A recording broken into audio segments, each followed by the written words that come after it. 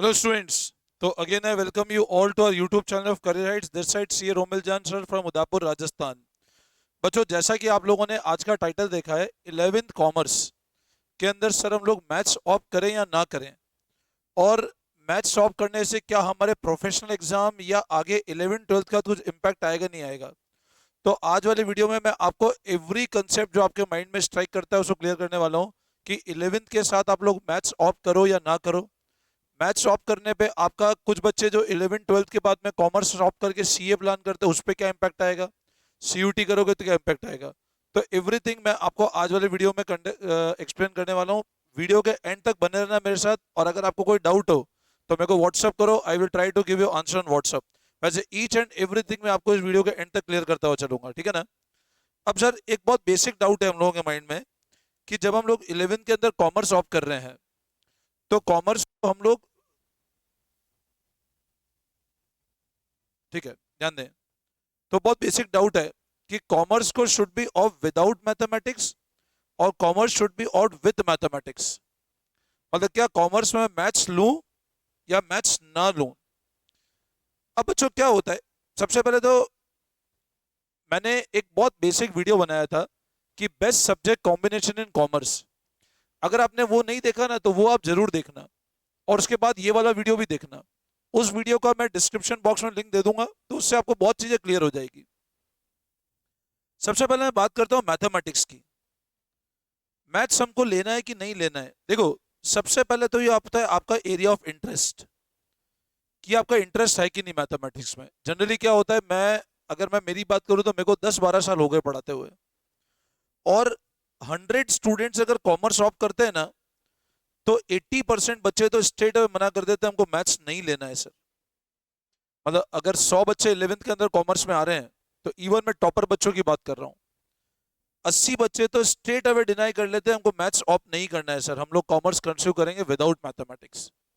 But ऐसा हो सकता है उनको गाइडेंस ना हो या उनको आइडिया ना हो. बट आप लोग क्योंकि एक अवेयर स्टूडेंट हो and you should have a perfect idea कि मैथ्स लेने और नहीं लेने से क्या इंपैक्ट है. देखो मैं आपको एक चीज बता देता हूँ, मैथ्स एज अ सब्जेक्ट, मैं ऐसा बोलूँ ना कि अगर 3 सब्जेक्ट है आपके पास कॉमर्स में, एक सब्जेक्ट अगर आपका हो गया लेट से, देखो एक सब्जेक्ट हो गया आपका अकाउंट्स, एक बीएस, एक इको और इंग्लिश, ये 4 सब्जेक्ट तो हमको बिल्कुल क्लियर है लेना है.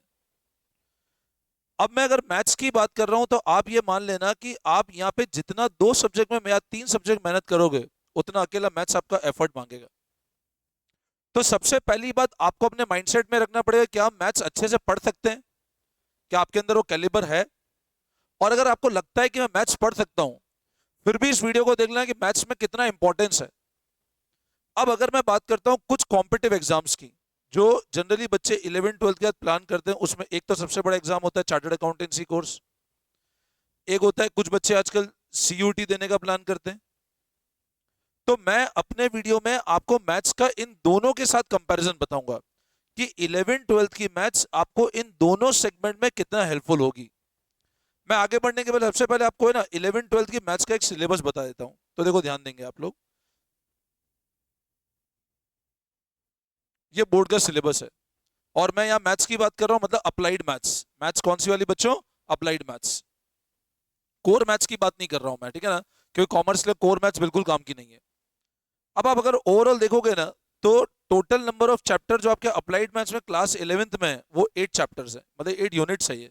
इनके अंदर और बाइफर्केशन है.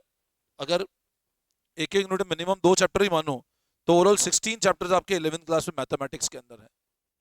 और अगर मैं 12th में ले जाता हूँ, अगर मैं आपको 12th का सिलेबस बताऊं साथ में, तो 12th में again you have 8 units, 8 units again in class 12th. मैं 2 चैप्टर भी हर यूनिट मानूं तो 16 चैप्टर है.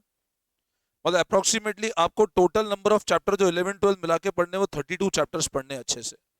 मतलब अगर आप मैथ्स से सब्जेक्ट ऑप्ट करते हो तो 11th 12th के अंदर you need to study minimum 32 chapters. अब सर 32 चैप्टर मैथ्स के पढ़ना है, ऑलरेडी 3 कोर सब्जेक्ट है अकाउंट्स बीएस इको और फिर एक मैथ्स और ले लें तो डेफिनेट सी बात है पढ़ना तो अच्छे से पड़ेगा. मतलब इसमें आपको मेहनत बहुत ज्यादा करनी तो पड़ेगी. लेकिन यूटिलिटी की बात करें, चलो सर मेहनत भी कर लें बट यूटिलिटी कितना है, तो यूटिलिटी बताता हूं. देखो आप लोगों ने कुछ चैप्टर्स देखे, मैं कुछ चैप्टर्स यहाँ बताता हूँ. Financial mathematics, linear programming, probability याद रखना, और अलजेब्रा। अब मैं कंपैरिजन करता हूं इसको सीए फाउंडेशन की मैथ्स के साथ। देखो मैं आपके सामने सिलेबस ओपन करता हूं सीए फाउंडेशन मैथ्स का। ये सीए फाउंडेशन का सिलेबस है, मैं मैथ्स की बात कर रहा हूं ना यहाँ पे, I am talking only of mathematics. The syllabus of CA foundation. अब अगर बच्चों मैं सीए फाउंडेशन में मैथ्स के सिलेबस की बात करता हूं तो ध्यान देंगे आप लोग मैथ्स का सिलेबस किस तरह से है आपका। This syllabus of your mathematics, total chapter 1 2 3 4 5 6 7 8, total 8 chapters हैं आपके। मतलब और यहां जो वेटेज है वो 40 मार्क्स का वेटेज है। मतलब सीए फाउंडेशन की मैथ्स में टोटल नंबर ऑफ चैप्टर है 40, that is again without trigonometry. यहां पे आपका ट्रिग्नोमेट्री भी नहीं है, ध्यान रखना, it is again without trigonometry. अब मेरे को एक बात बताओ, सीए फाउंडेशन की मैथ्स में टोटल नंबर ऑफ चैप्टर्स 8 है, 11th-12th की मैथ्स में टोटल नंबर ऑफ चैप्टर्स है 32। ये तो मैंने ये मानते हुए बताया कि हर चैप्टर में 2 यूनिट है, लेकिन कहीं कहीं चैप्टर ऐसे भी हैं जहाँ 3-3 यूनिट 4-4 यूनिट भी है, बट अपन मिनिमम साइड मान लेते हैं कि 32 चैप्टर तो वो कम से कम पढ़ने। तो मेरे को एक बात बताओ, 8 चैप्टर के लिए 40 नंबर की मैथ्स प्रिपेयर करना, और ये सोचते हो 11th-12th मैथ्स पढ़ना कि सीए फाउंडेशन में काम आनी है, ठीक है थोड़ा सा बेनिफिट मिलेगा, बट मैं आपको ये समझा रहा हूं जितना टाइम आप 11th-12th की मैथ्स में इन्वेस्ट कर रहे हो वो time direct CA foundation maths में दे दो ना 11th-12th में। जब हमको एक क्लियर है कि हमको टोटल नंबर ऑफ चैप्टर पढ़ने हैं 8, तो फिर क्यों बच्चों 32 चैप्टर में टाइम इन्वेस्ट करना है। जितना टाइम आप मैथ्स में दोगे ना, मैं आपको सजेस्ट करता हूं उतना टाइम आप अकाउंट्स में दो। क्योंकि देखो अभी मैं आपसे ऐसा पूछता हूं, आपने 9th-10th में मैथमेटिक्स पढ़ी, sine theta, cos theta, tan theta, आपको क्या लगता है बहुत ज्यादा काम आने वाली चीजें हैं, रियल लाइफ में भी कहीं काम नहीं आती। तो फिर हम ऐसी चीज में टाइम इन्वेस्ट करें जो सच में काम नहीं आएगा, तो सेंस क्या है फिर। आपको टाइम इन्वेस्ट करना है अकाउंट्स में करो, मैथ्स उतना ही पढ़ो जितना जरूरत है। अननेसेसरी ये थॉट दे करके कि नहीं क्योंकि मेरे को आगे कॉम्पिटिटिव एग्जाम देने हैं और वहां मैथ्स आएगी, तो मैं 11th-12th में भी मैथ्स को कैरी करके रखूं, बच्चों बहुत टफ हो जाता है। जब 3 सब्जेक्ट की बात करता हूं, अकाउंट्स, बिजनेस, इको, और फिर आप टारगेट करते हो 12th के बैक टू बैक मेरे को कुछ कॉम्पिटिटिव एग्जाम फाइट करना है और साथ में मैथ्स और ले लो, तो it is a very difficult task. तो अगर तुम मेरे से मेरा सजेशन मांगो, अच्छा मैं आपको सीयूटी का सिलेबस भी बता देता हूँ। कुछ बच्चों के माइंड में कंफ्यूजन है सीयूटी, अच्छा एक जो ये बहुत बेकार कंफ्यूजन है कि सर अगर हम आगे जाएंगे मैथ्स नहीं होगी तो हमारी वैल्यू नहीं रहेगी, ऐसा कुछ भी नहीं होता है। मैंने आपको पहले ही बताया, कॉमर्स में 100 में से 80 बच्चे तो मैथ्स ऑप्ट नहीं करते, बाकी 20% बच्चों में से मान लो 15% बच्चे 11th के बाद मैथ्स छोड़ देते। तो क्या इन 95 की वैल्यू नहीं रहती क्या। बच्चों वैल्यू कभी सब्जेक्ट पर डिपेंड नहीं करती, वैल्यू होती है आपने उस सब्जेक्ट को पढ़ा कितने अच्छे से। और आपको जब पता है कॉमर्स ले लिया तो ज्यादा मेहनत अकाउंट्स, इकोनॉमिक, बिजनेस में करो ना। मैथ्स में जितना पढ़ना है उतना ही पढ़ो, अननेसेसरी ओवरबर्डन मत करो अपने आप को। अगर मैं आपको इसी के साथ सीयूटी का सिलेबस बताऊं, देखो तुम्हारे माइंड में मैं सीयूटी का सिलेबस भी बता देता हूं। ये सिलेबस है सीयूटी का। Now this syllabus CUET, total number of chapter जो 1 2 3 4 5 और 6 चैप्टर्स हैं। इन 6 चैप्टर में कोई बच्चा अगर ऐसा है जो सीए और सीयूटी दोनों साथ में कर रहा है तो उसका यहां वाली मैथ्स में ऑटोमेटिक सिलेबस कवर हो जाएगा। मतलब अगर आप सीए और सीयूटी दोनों साथ में कर रहे हो तो सीए वाली मैथ्स जब आप पढ़ोगे सीयूटी का सिलेबस ऑटोमेटिक कवर हो रहा है आपका। then what is the use to take the maths in class 11th and 12th and get yourself overburdened। बच्चों समझो, दोस्त को देख के मत चलो, सिर्फ अपना स्टेटस बढ़ाने के लिए मैथ्स मत लो कि नहीं मेरा स्टेटस होगा मैंने कॉमर्स के साथ मैथ्स सॉल्व किया, नहीं।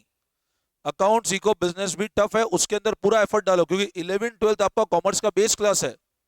अच्छा वही चीज मैं बताऊं, आप देखो एल्जेब्रा ये आपका मैथमेटिक्स सीए फाउंडेशन में कवर्ड है, कैलकुलस ये सीए फाउंडेशन में कवर्ड है, इंटीग्रेशन ये सीए फाउंडेशन का सिलेबस है, ये सारे के सारे चैप्टर आपको सीए फाउंडेशन में, linear programming, each and every chapter. तो फिर आप अननेसेसरी 11th-12th का मैथ्स का बर्डन क्यों लेना चाहते हो। तो अगर मैं वीडियो के एंड में अपना डिस्कशन समराइज करूं तो मैं तो आपको ये सजेस्ट करूंगा, if you are going for class 11th, मैंने एक बेस्ट सब्जेक्ट कॉम्बिनेशन वीडियो बनाया वो देख लो, and go for commerce without maths. Don't go for commerce with maths, maths का कॉमर्स में बहुत ज्यादा यूटिलिटी है नहीं, अननेसेसरी आप टाइम वेस्ट कर रहे हो अपना। आई बात समझ में। Still, if you have any confusion, feel free to WhatsApp me on my number 9929411361. ठीक है बच्चों, चलो बेस्ट ऑफ लक, मिलते हैं आपसे नेक्स्ट वीडियो के अंदर. Thank you.